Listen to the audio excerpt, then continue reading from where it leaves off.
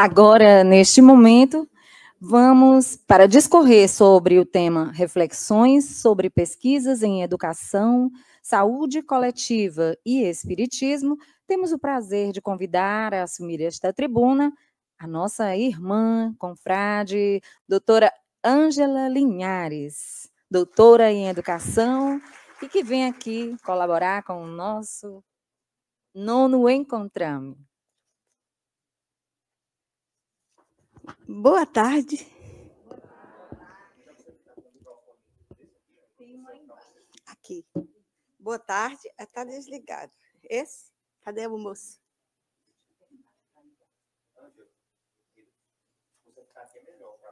Tá bem, tá.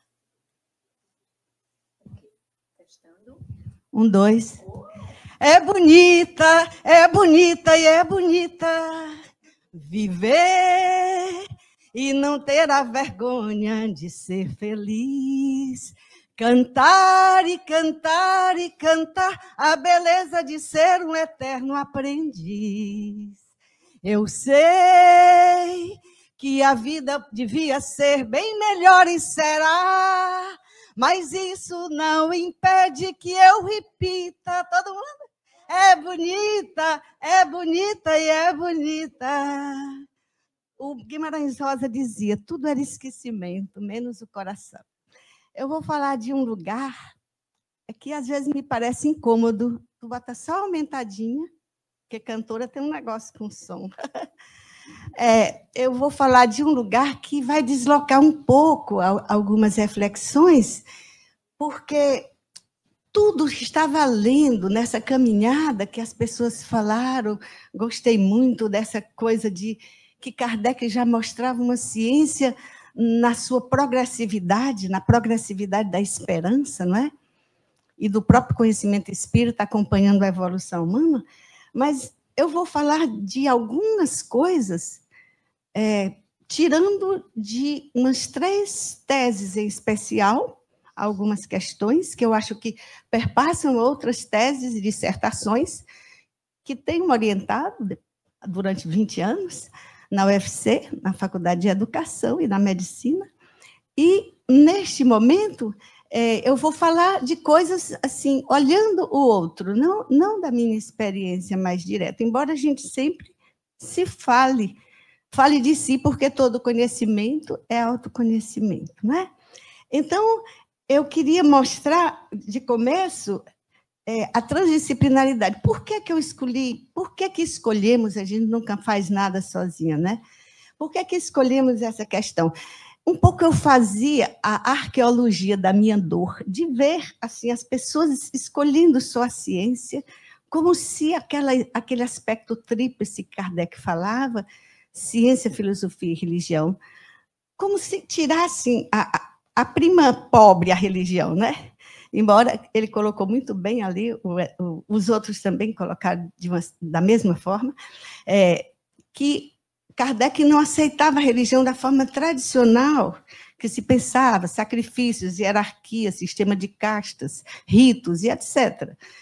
Mas tem uma coisa que me dava uma dor e me impedia, às vezes, até de comparecer em alguns momentos coletivos, era justamente essa apologia do científico, esquecendo, vamos dizer, a produção da sabedoria social, feita pelo próprio povo, que é coprodutor de saúde na periferia e em todo lugar, né? Então, eu trago um pouco esse olhar, que é o olhar na verdade, de todos nós, que a gente... Uma vez um amigo, aquele Larossa, nem chegou a ser amigo, conversando comigo, ele disse assim, não dá para pensar mesmo que se desconhece a miséria social, porque aqui a gente encontra ela a cada meio quarteirão. Então, é nessa perspectiva que eu vou falar dessa produção de saúde e de ciência que se faz em outros lugares, com um compromisso social e uma autoimplicação dos sujeitos que estudam essas questões. Da transdisciplinaridade. Eu sigo um pouco a questão do método em Kardec, né? Mas não dá para explicar isso. Eu escolhi pegar um pouco essas três duas dissertações e uma tese, porque elas falam melhor, porque elas contam práticas, né, de pesquisa. Então, a interdisciplinaridade vamos dizer, esse diálogo, é isso que Kardec fez, quando fala em filosofia, ciência e religião. E aprendendo com ele, que a gente vai engatinhando, né? Então, ele diz, transdisciplinaridade é a ultrapassagem das fronteiras disciplinares e a efetivação do trânsito entre elas. Sai-se da interdisciplinaridade, que podemos considerar uma mediação, para a transdisciplinaridade, que aborda níveis mais complexos de articulações íntimas e orgânicas no trato da realidade social, cultural, física e espiritual. Ou seja, a interdisciplinaridade não é uma justaposição de disciplinas, ela já há um trânsito. Mas a transdisciplinaridade, que é uma coisa que em 1900, Nicolesco e Freire já propuseram internacionalmente. A Unesco já publicou o Nicolesco, Basarab, né? Em 2000, então já é uma coisa antiga, né? E a gente tem dificuldade. Por quê? Porque as pessoas entendem que a transdisciplinaridade ela nega as disciplinas. Não, ela parte das disciplinas. E faz diálogos, e faz trânsitos, trocas. Vamos passando? Então, eu ia dizer assim, que a arte, a espiritualidade, vamos começar com Alain mesmo, ele já passou. A espiritualidade, o viver imaginário, o trabalho científico e criador, são aspectos trabalhados na pesquisa de Alain Mota Marinho, aquele médico que iria estar aqui. Julgo estes aspectos fundamentais e me parece presentes nos estudos de Ivani Fazenda, que passou a vida cuidando de interdisciplinaridade, e ali o GEP, Grupo de Estudos e Pesquisas Interdisciplinares. Então, na verdade, pode passar.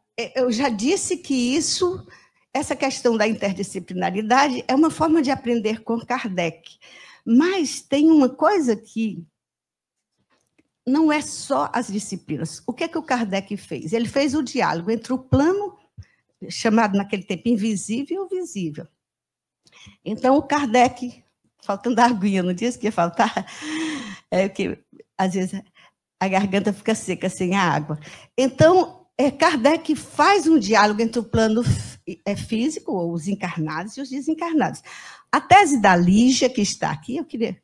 Ela está ali, ó, essa moça aí. Levanta aí, Lígia. A tese da Lígia, mestrado e doutorado, elas vão avançando. Primeiro que em mestrado, eu digo assim, Lígia, a gente que é do Ceará, o povo acha que a gente é caipira, vai ficar sempre sem a visibilidade que talvez fosse preciso. Mas, no caso dela, no mestrado, ela já propõe, a partir dos estudos da Madel Luz, aquilo que eles chamam de racionalidade médica, que ela trabalha com 4, a homeopatia, a ayurvédica, a alopatia e a chinesa, ela vai propor, no final da tese dela, com as pessoas em situações de rua, ela vai propor a racionalidade em saúde. Ela diz, por que médica? Vamos propor uma racionalidade em saúde. E propõe a fluidoterapia. Então, ela vai utilizar a mesma proposta da Madel Luz e do grupo dela de São Paulo, estudando a fluidoterapia num centro que atende pessoas em situação de rua há cerca de 30, 40 anos.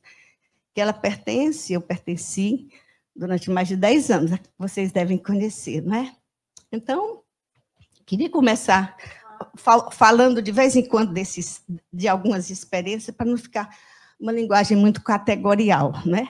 E pouco história, pouco verdade, pouco gente. Então, ela usa o que a gente chama de dispositivo, ela cria na tese. Na última, depois que essa de mestrado, ela propõe a fluidoterapia, ela cria o que ela chama de dispositivo medianímico de pesquisa, que ela vai trabalhar com pessoas em situações de rua, como eu disse, e que já tem um tempo de dependência química muito intenso.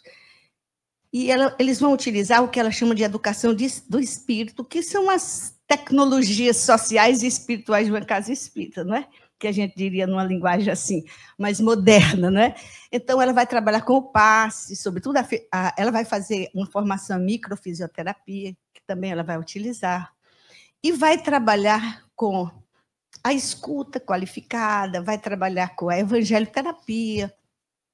E tem uma coisa que eles criam chamada sonoterapia, que as pessoas dormem, e ali elas vão, podem se desdobrar, e ela estava assistindo a moça dar o passe, e, de certa forma, ela começa a desenvolver uma vidência, que eu não sei se ficou em definitivo ou se foi episódica, mas durante o percurso, ela começa a desenvolver. E aí a gente conversando, pensa em pôr em ação o dispositivo medianímico de pesquisa, que seria um grupo que conversaria com o que estava acontecendo com as pessoas em situações de rua, os sujeitos da pesquisa. Os sujeitos da pesquisa que a gente está falando são pessoas que moram nas ruas, não é? E que andarilham. Então, o trabalho dela, e essa é uma característica das pesquisas que tem essa abordagem interdisciplinar ou transdisciplinar, é uma andarilhagem. A pessoa sai pelas ruas, né, como assim na sociologia, Celeste, né? Elas vão aos espaços, ela vai andarilhando, acompanhando as pessoas na rua, inclusive ela começa em média res, como a gente diz, no mar alto, no meio da história, quando uma moça é presa, lá pelas tantas, depois de um começo de trabalho ali na casa, com a observação espírita, com os diálogos com ela e tudo. A moça é presa e ela pergunta ao dispositivo medianímico, eu vou dar só esse exemplo que eu acho emblemático. Ela diz, ela é presa assim, ela vai como é que a gente diz? Como é? Ela vai se entregar. Aí a gente ficou pensando, meu Deus, vamos perguntar aos espíritos. Ela se entregou porque houve uma evolução ética da parte dela? Ou ela achava que iam pegá-la, ou qualquer outra argumentação que não mostrasse uma evolução do espírito que estava sendo trabalhado durante o percurso da tese. Porque uma das características também da interdisciplinaridade é que ela faz um percurso de história. O próprio pesquisador trabalha com seu percurso e história de vida, e também admite o exercício da pesquisa como exercício formativo, certo? Permanente. Então, é interessante que, quando ela perguntou isso, veio uma proposta inusitada, vocês precisam ler a tese. É muito interessante que os espíritos não disseram, eles não dizem as coisas que a gente pensa, sempre trazendo uma coisa do crística, né? Eles nunca perdem isso de vista, mas eles disseram, é o movimento dela. Uma coisa que ela já tinha observado na pesquisa, conversando com a moça, ela avança e recua. Tem uma culpa ancestral que ela traz e a ira também. E aí ela vai mostrar que, quando era criança, a moça jogou ela na parede. Tem a história todinha, né? Uma violência imensa, né? Então, eu queria só mostrar que também ela tem 3 categorias aí que a gente já tira e que são fundamentais. A andarilhagem, que a gente simbolicamente está dizendo, que é deslocar o olhar de onde você está como pesquisador para ir onde o outro está. Não é? No caso, ela vai até a penitenciária falar com a moça, a Safira. Coloca esse nome assim, pseudônimo. E então ela começa, na verdade, todos, vamos olhar já, passemos. Na dissertação de Alain Mota Marinho, o enlace, voltando, né, entre arte, educação e saúde, aborda aspectos de modo intertransdisciplinar nas experiências com a palhaçaria, ou palhaçoterapia, modalidade de artes cênicas, não é? Em um grupo que trabalha o riso e o palhaço nos hospitais. O Alain pega na tese, é uma dissertação. Porque eu acho sempre que a dissertação é uma tese, né? Não deixa de ser. Agora eu botei alguns rigores da ciência ou da universidade, que é, como diz a Ivani Fazila, são um rigor triste. Eu gosto dessa frase dela. Então, é interessante que ele escolheu esse assunto, que ele disse assim, eu devo muito a esse grupo. Durante 10 anos, a medicina daqui, da UFC, criou, mas todos os outros cursos de saúde estavam unidos nisso. E a gente trabalhava o riso, mas eles estudavam profundamente essa coisa da palhaçaria, que é uma espécie de modalidade de arte cênica, não é? Como a dança, como o teatro, não é? Então, quando eles trabalhavam o riso nos hospitais, E faziam, durante os 10 anos em que eles faziam isso, eles faziam uma crítica da formação médica. Por quê? Porque ele vai propor novas sensibilidades. Vamos dizer, aquilo que escorre nas margens do que da unidimensionalidade. Quando a gente pensa só numa disciplina, não é que você deixa a sua disciplina, entendeu? Você fica na sua disciplina, mas você tem que dialogar com outras, porque às vezes você perde coisas fundamentais, joga fora o que seria fundamental. E isso que ele descobria no currículo da medicina. Aí ele vai propor novas sensibilidades. Eles passam 10 anos escrevendo. E quando ele vai fazer a dissertação, ainda faz um caderno que escreve a valer, pensando. Depois de 10 anos, nós somos o quê? Vamos passar para ver a fala dele naquela hora. Aqui, é porque eu estou querendo... Depois eu posso até voltar. Ó. Os objetivos do trabalho. Nutrir espaço de diálogo e interação interdisciplinar na própria ação hospitalar e no coletivo do grupo Y, que é esse grupo de palhaçaria, ao longo desse exercício. Promover a alegria, criatividade e interações junto às populações de risco, especialmente crianças, mediante espaços de expansões do interior da criança, tendo a arte como vivência e o palhaço como intérprete de riso e liame social. O riso é uma categoria fundamental para ele e ela é muito importante nas disciplinas antropossociais. Então, Alain dialoga com os processos de humanização vividos e a fala social sobre humanização, bem como sua prática no SUS. O que isso tem a ver com saúde coletiva? Na primeira dissertação da Lígia, ela trabalha o acolhimento, que é uma categoria de saúde coletiva, e ele, humanização. Aí ele vai usar o Y como a reflexão sobre humanização, que se deu durante 10 anos, e fazendo uma reflexão junto com a produção social do discurso sobre humaniza SUS. Ele vai dizer o que o SUS está falando, qual é a política do SUS, como é que se está fazendo humanização, e aí não dá para entrar em detalhes, e sempre em diálogo com aquilo que eles percebiam como humanização e desumanização na própria faculdade. Eu me lembro que um dia, conversando com ele, com o Tiago, ele se apaixonou por Kant, né? Apaixonou no sentido bonito, né? Aí ele disse, vou deixar a medicina. Eu disse, está brincando. Eu disse, você está falando a verdade? Aí ele disse assim, vou deixar a medicina, vou ficar com Kant e a filosofia. Aí eu pensei assim, esse moço é um caso de poesia, como diria Manuel de Barros, é um caso de poesia, o Tiago. Eu disse, não, Tiago, mas faça como Piaget, não era biólogo, mas era filósofo, era doido por Kant. Ele criou o edifício pedagógico dele por causa dessa capacidade de se deslocar dos lugares. Eu vim falar disso, fica claro, gente? Pronto, vamos passar. Vejamos tal movimento na própria dissertação de Alain Marinho. A partir do 4º capítulo, dá-se o início da análise das falas, primordialmente organizadas segundo a rotina de visita de um doutor palhaço. Olha a itinerância. Percebe? A itinerância quer dizer sair do lugar.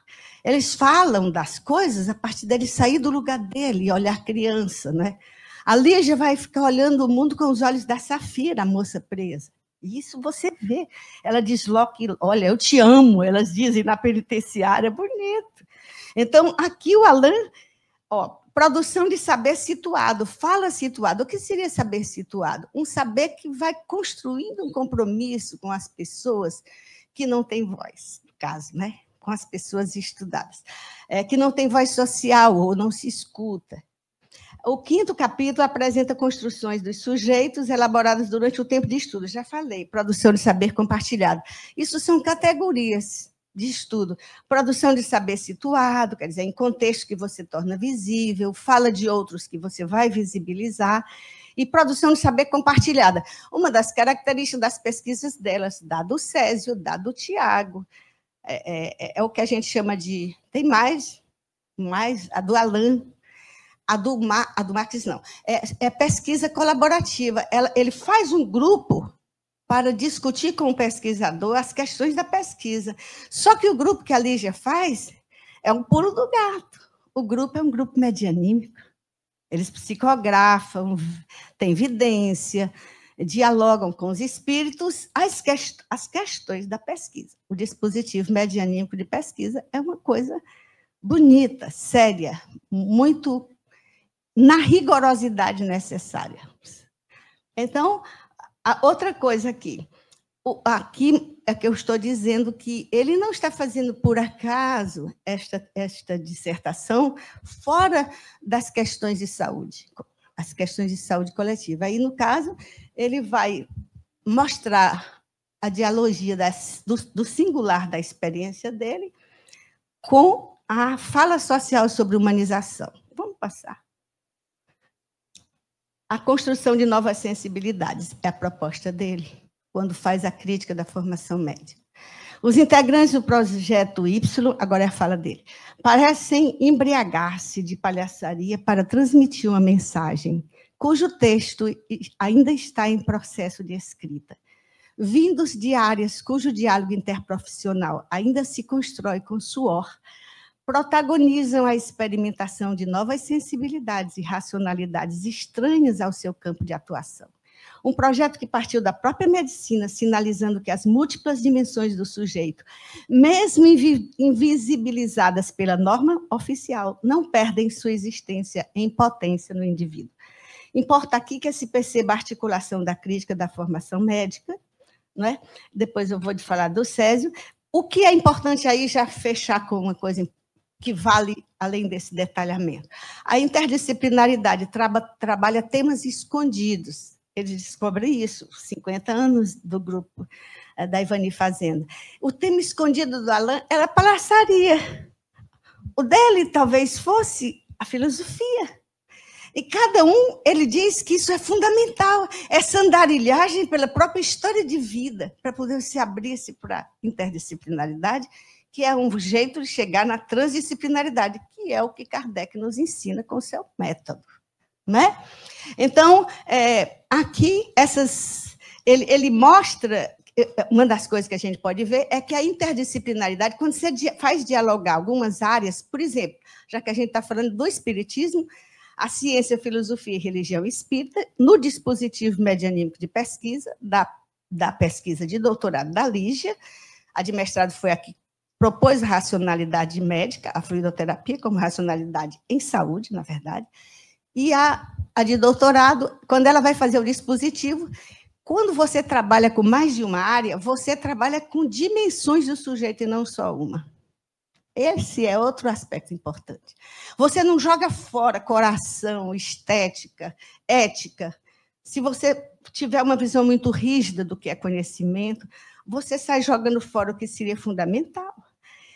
A proposta de educação do espírito, porque a proposta dela é estudar a educação de espírito, no caso, com os sujeitos em situações de rua, no caso do Césio, ele estuda o trabalho voluntário de espíritas.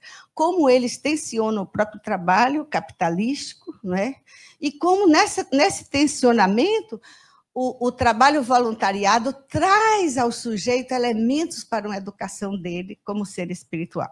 E quando fala em educação, a gente usa geralmente 3 categorias muito comuns nos estudos biográficos, onde se utiliza métodos biográficos. A categoria de autoformação, o sujeito se conduzir na sua formação, heteroformação, que é o outro lhe conduzindo também, esse diálogo entre 2 pessoas, 3, e ecoformação é quando ela é em grupo. Vamos passar, César? A posterior cartilha. Sim, aí eles vão estudar a cartilha depois que vai ser feita do Humaniza SUS. Sempre tensionando o que eles viam na medicina e o que podia ser mudado. Porque uma das coisas importantes aí é o aspecto autoformador da pesquisa. E o aspecto autoformador do grupo de palhaçaria. Eles se percebiam se autoformando-se. Eles não ficavam só olhando uma crítica institucional, eles ficavam se situando, se conhecer na interdisciplinaridade. Conhecer é se conhecer. Não é? Passemos.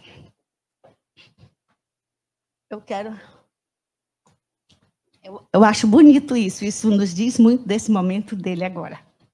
Continuei chorando por ela. Esse é um texto do trabalho de Alain. Continuei chorando por ela, procurando-a, querendo a alma dele. Mas os estudos de medicina, feito O Amor Mal Amado, de João Cabral de Melo Neto, se me davam a graça do conhecimento da biológica do sofrimento humano, comiam o meu nome, minha identidade, meu retrato. João Cabral de Melo Neto, ele diz: obriguei-me a abandonar as atividades de educação e o teatro do Centro Espírita, onde havia investido longos anos dos meus domingos juvenis. Precisava ser médico. Aqui temos o sujeito se colocando como parte do problema estudado. Percebe que são detalhes, que são categorias de estudo e de percursos de pesquisa. Então, por isso que se fala, a autoimplicação do sujeito na pesquisa é que, de repente, ele sai do lugar de olhar o sujeito que ele está estudando e passa a olhar a si mesmo, além da relação, né? Então, Alain vai estudar, seguir o povo e a universidade, do território e do corpo que habitamos, e depois os lugares do espírito e da arte. A presença do aspecto ético e estético no quadro da humanização da assistência faz pensar qual seria o lugar da arte no contexto da produção da saúde em geral. Ele começa a perguntar, e a arte? Porque ela vai trazer essas dimensões. A interdisciplinaridade, como ela dialoga com outras dimensões, não só a cognitiva, não só a intelectual, vamos dizer de uma forma simples, com o sentimento do mundo, com a ética, com a estética, a artisticidade de todos, ela vai trazer coisas que jogam-se fora. Então, essa transversalidade é uma articulação fina entre as subjetividades. E ela produz novas sensibilidades, como essa é a proposta.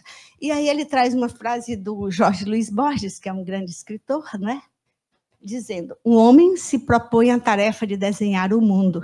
Ao longo dos anos, povoa um espaço com imagens de províncias, de reinos, de moradas, de instrumentos, de astros, de cavalos e de pessoas. Pouco antes de morrer, descobre que esse paciente labirinto de linhas traça a imagem de seu próprio rosto. Jorge Luiz Borges. Esta procura do conhecimento como autoconhecimento nos parece que aqui relaciona a humanização em saúde, que é uma categoria da saúde coletiva, com a auto-humanização do ser. Passando... Em Tiago Salles, na sua lida com a subjetividade dos sujeitos, isso que a gente ouviu, vemos que o psíquico, ao ser abordado, não tampona, quer dizer, não encobre o espiritual, mas o desvela. Isso é um desafio muito grande, sempre será. Eu tenho uma filha psicanalista, não se coloca aí dessa questão do espiritual, não dessa forma, né? Mas ela me ensina muito. Mesmo considerando o corpo e a psique humana em suas especificidades, ele não vai negar o espiritual como dimensão fundante do ser humano, que é um ser espiritual. E aborda essa chave relacionando as ciências médicas, psiquiatria com o espiritismo, a um só tempo religião, filosofia e ciência. Estou insistindo nisso porque eu estou fazendo a arqueologia da minha dor, de não querer saber mais do que Kardec. O pessoal se precipita sem estudar. Desculpe a sinceridade, a simplicidade, né? Então, foi essa a minha preocupação, de ser um pouquinho útil, né? Então, repare o valor das inter-relações entre religião e espiritualidade, ultrapassando separações e disjunções. A interdisciplinaridade vai levar-nos a trabalhar várias dimensões dos sujeitos e a complexidade em pesquisa. Isso é fundamental. A complexidade propõe a não separação de áreas, mente-corpo, corpo-espírito. Por isso que tudo vai valendo, como vocês mostraram. Então, é importante que veja assim, a religião, vendo assim, muitos estudiosos espanhóis, eu gosto muito de ler, com várias culturas. Lembra que a gente estuda uma cultura, pega um irlandês, pega um indígena, pega dentro das traduções que as culturas fazem, fica mais rico, não é? Então, aqui, estou dizendo que a religião ela tem uma formalização. E a espiritualidade, vamos dizer, que é aquilo que a gente recorta da religião para vivê-la. Ela é como se fosse algo do mundo vivido. A religião tem um formalismo. Aí as pessoas querem apagar essa formalização, mas mesmo que inconscientemente você dialoga com acervos religiosos. Você não sai do nada. Não existe esse do nada. Então, Koenig, para dizer um americano, né, para dizer, agora na decolonialidade, a gente vai trazendo todo mundo para falar, é muito bonito. Então, ele diz, porque não se está precisando de afastar isso, mas de fazer junções, ligaduras. É isso que a complexidade vai propor. Por que você tem que dizer, não, agora eu vou fazer a canalização da mediúnica, porque eu não suporto o centro espírita? Para que isso? Para que essa moda? Tudo bem que você aprende em todo lugar, mas tem valor essa outra colocação. Está entendendo que tem umas coisas que, assim, eu acho assim, meio... Não queria falar de ninguém, não. Vamos para frente? Ó, a transdisciplinaridade é mais própria da inteireza do humano, oportunizando se considere as múltiplas dimensões do ser e do mundo social. Inclusive, a proposta dos autores, que essas pessoas das pesquisas espíritas que estão aqui, que eu estou aqui trazendo, elas trabalham muito a sabedoria do povo, como algo tão legítimo como a da ciência. As pessoas que trabalham hoje com história de vida, Gaston Pinot, Christine Jossot, Ferrarotti, Cecília Warschauer, Conceição Passegi, Delori Monberguet, mais Antônio Nova. As brasileiras têm um nome estranho, mas tem brasileira aí, né? Passegi. E a gente aqui do Ceará, não é? A gente e outras pessoas poderiam fazer uma lista. Elas mostram muito essa questão de se considerar a fala da sabedoria popular. Por exemplo, se a gente fizesse... vocês vão ver que a última tese, a do Márcio, que eu vou mostrar, é uma categoria muito utilizada em saúde coletiva, que é a coprodução do sujeito da saúde. Quer dizer, que o povo produz saúde no território dele. Ele vai mostrar isso. Ele produz essa saúde, produz coletivamente isso, então ele vai criar uma cartografia de experiências espirituais de cuidado e cura e vai buscar. Sai pelos grupos que jogam futebol, aí é promoção à saúde, é outra categoria de saúde coletiva, né? Falamos humanização, falamos acolhida com a Lídia, não é? Então, são lugares muito interessantes para buscar, para fazer uma escuta da sabedoria que se dá para além dos nossos lugares mais tradicionais acadêmicos, embora tudo esteja valendo, a gente só não quer que jogue fora as dimensões, a complexidade, mas que busque as ligações, né? Edgar Morin diz, a complexidade é assim supera-se esta maior interesse do humano, ser espiritual de múltiplas dimensões, nos aponta, porque nos demanda, que se considere o valor da multireferencialidade, que o Arduino já trazia, aquele Borba lá de Maciol, várias outras pessoas trazem. Multireferencialidade é quando se pega referências de várias culturas. Estamos dizendo quase a mesma coisa. A complexidade, diz Edgar Morin, é uma palavra problema e não uma palavra solução. Por quê? Porque, tradicionalmente, a gente vive contextos de produção de saber separatistas. Quando você separa muito, por exemplo, como é que ela ia fazer um dispositivo medianímico de pesquisa se ela não considerasse o espiritismo como uma ciência, religião e filosofia, quer dizer, um pensamento científico de Kardec, que vai dialogar com a ciência dela, a microfisioterapia, a fisioterapia, e o próprio... num contexto específico de reflexão sobre saúde coletiva, que trabalha com acolhida. Como é que ela ia trabalhar isso se ela não fosse atrás de ligaduras? Em vez de disjunção, em vez de separação, diálogo. Trânsitos, acréscimos. Aí o Edgar Morin diz que ela é uma palavra problema, a complexidade e não a solução. Por quê? Porque a nossa tradição é de ou isso ou aquilo, né? Passando. Eu estou perto de terminar. Parou? Então, outra categoria, a dimensão colaborativa da pesquisa, que é a pesquisa colaborativa, é uma modalidade de pesquisa-ação. Todas as pesquisas, acho que caracteristicamente do espiritismo que eu conheço no Ceará, são pesquisas engajadas na ação social. A Eliane deixa a maternidade escola, vai lá para o Zé Isadora de Maranguape, vai trabalhar com a mãe canguru, vai trabalhar com EQM. O Tiago vai trabalhar com as pessoas que falavam, ele vai sofrer pelo tensionamento de uma psiquiatria tradicional e de uma psiquiatria que dialoga com o espiritismo, não vai reduzir o espiritual ao físico, ao cérebro físico, e isso é um avanço que a gente nem imagina a dimensão. Então, e a gente já falou do conhecimento situado, e a pesquisa colaborativa, ela deixa um pouco, embora o pesquisador sempre seja solitário, mas um grupo que, no caso dela, faz um diálogo com o mundo espiritual, ele é muito rico. É muito rico, porque você, inclusive, faz grupos ou diálogos assim lá no próprio campo, né? Vamos passar. Eu vou falar muito do grupo colaborativo, já falei, e Kardec fala da processualidade do conhecimento espiritista, que é aquilo que ele está aqui? Eduardo falou, né? Que o conhecimento espírita progride como a ciência progride, não é? Então, se a gente vai pensar agora em complexidade, porque não é uma moda, é porque a gente aborda dimensões do sujeito, que cada disciplina individualmente, sozinho, não vai abordar. Isso não quer dizer que você não tem sua disciplina, é o contrário, você reforça ela.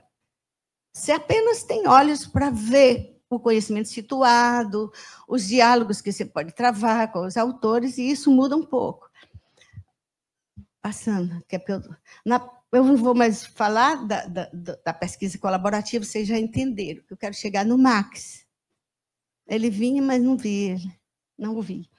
Frisaríamos, pois, dentre as características para pensar e fazer pesquisa com espiritualidade, o aspecto da dialogicidade e participação, como observava no livro Método em Kardec, um livro que escrevi quando, em algum momento, que estava difícil pensar sozinha essas questões. E aí, a abordagem de Kardec propicia diálogos entre sujeitos reencarnados e desencarnados. Vocês já leram que ele diz que se correspondia com cerca de 1000, M-I-L, grupos no mundo todo. Então, eu acho que a gente não pode passar por cima de algumas coisas que não estudou. 1000 grupos, além do grupo dele na Sociedade Espírita, além dos que ele conhecia. A gente vê no filme, ó, a gente não fez... O pessoal, como diz o Chico Xavier, o pessoal que não é espírita, que faz os filmes e os livros, é ótimo. Mas eles pegam 2 meninas, 3, aquelas mocinhas, e as pessoas pensam que eram só elas que ele escutava. A maior parte das pessoas, já perguntei, pensam que eram só elas. Ele se correspondia, não tinha internet, não tinha isso, não tinha aquilo, não tinha um telefone. Ele pegava cartas, não tinha dinheiro, cartas. Ele vivia no meio de cartas. Parece umas coisas assim. Tem um amor imenso, uma gratidão muito grande por ele. Está se vendo, né? E porque ele me apresenta o Cristo de uma forma muito bonita. E isso mudou minha vida, sabe?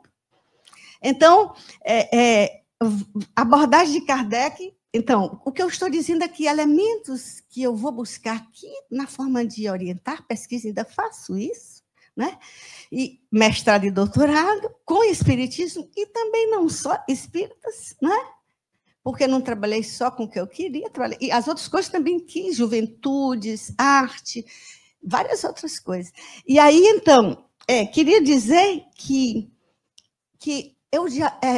o que eu aprendo mais, dialogo com o método de Kardec, sabia? Muita pretensão, 5 minutos, passando. A inserção, cheguei. A inserção ou engajamento social, a pesquisa implicada em transformações junto aos sujeitos invisibilizados. Com Liz Gerberelli, temos os sujeitos em situações de rua que ela segue em seus contextos. Andarilhando, que a gente já viu que isso é um aspecto metodológico da pessoa se implicar, né? Inclusive em uma penitenciária, adentrando no que chamaríamos uma autoimplicação do sujeito na pesquisa.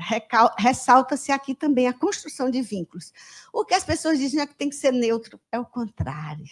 E mostrar os filtros. Por que você ali diz eu te amo? como ela vai dizer para a moça se levanta na penitenciária. Não é? Muito bonito. Então, com relação ao Tiago Salles, aos sujeitos psiquiatras e psicólogos, como avisada que anuncia pontos tensos quando a psiquiatria clássica se defronta com o fenômeno medianímico, não foi? Tinha um que dizia, tem coisa que ele não botou. O cara dizia assim, eu estou aqui na psiquiatria com o cara e vejo o espírito aqui, conversando, dizendo coisas, eu estou vendo, estou conversando com ele. Para você ver como isso cria uma amplitude que vai levá-lo a trazer a ciência espírita para dialogar com o que está sendo dito. Ele não diz assim, faço o que não ouvi. Não diz. A outra coisa é o Max Silva, que ele vai estudar as rezadeiras e benzedeiras do Jardim Guanabara. Mas ele problematiza o que é benzedeira e rezadeira. Por isso que eu comecei cantando Louvor à Vida, porque o nome, elas usam esse nome que parece assim, um nome conhecido antropologicamente, mas hoje elas usam esse nome porque a mediunidade ainda é demonizada. Então, elas têm que usar benzedeira e rezadeira, tem que dizer que é católica, que são todas as religiões juntas que ela é, porque senão vão dizer que ela está cultivando demônio na casa dela, né?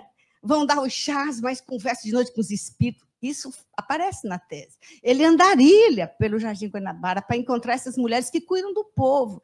A mulher vai ter neném, ela fica 40 dias ajudando a mulher. Então, ele vai mostrar uma categoria importante, que é a coprodução da saúde pelo sujeito. A gente produz saúde não só na medicina, nos cursos, junto aos médicos, mas o povo sempre produziu saúde. A gente pode dialogar com eles, não é? E com os mananciais de saberes que eles têm. Como Kardec dialogava todo o tempo. E numa posição também de amorosidade. Quando ele está entrevistando uma pessoa aqui, entra um espírito, puf, aquela Valéria. Né? Lembra? Aí ele diz, porque você chegou aqui, não, ele está querendo me ajudar, você também me ajude. No meio de uma pesquisa que não tinha nada a ver com aquilo, ele ajudava a pessoa, ele ia lá, ele resolvia coisas. Então, essa pesquisa que tem um compromisso humano, por que fazer pesquisa na universidade, fora, com essa ciência mais tradicional, com uma ciência que se abre para a transdisciplinaridade, como Kardec ensina, é uma perspectiva de valorização do humano. É responder aos desafios civilizatórios do nosso tempo. Não é? Então, a gente falou da autorreflexividade, que é outra categoria importante nessas ciências que usam uma pegada também antropossocial, porque vocês viram que pode dialogar a medicina do Alain com a ciência espírita, com Bergson, como ele vai trazer, ele não traz ciência espírita diretamente. A gente pode ver a Lígia com esses diálogos entre essas ciências, e também a gente vê aí o aspecto da intervenção. Né? Vamos passar? Então, a proposta do Marx era junto da residência multiprofissional em saúde. Os médicos foram receptivos para dar os passes lá. Mas esse é um problema que se observa em questões da fluidoterapia no sistema de saúde. A Eliane, acho que vai observar isso. Fica um tempo. Depois há uns problemas, porque não se desconsidera os sujeitos, mas, inclusive, tem alguns autores que dizem que todo mundo usava as PICs, práticas integrativas e complementares. Todo mundo, no fundo, vai numa pessoa que faz um tipo de cura junto, que são chamadas práticas integrativas e complementares, mas formalmente, institucionalmente, elas se recusam a discutir isso. No interior é muito comum. Se recusam porque percebe que é outra episteme. Ela vai exigir que a gente pense o sujeito com maior interesse, e a ciência também. Não é? O pesquisador opera, então, com o engajamento social. Eu participei desse projeto As Cirandas da Vida, que foi um projeto que criou uma categoria muito conhecida hoje no país, chamada Trabalhar a partir de situações limites no território.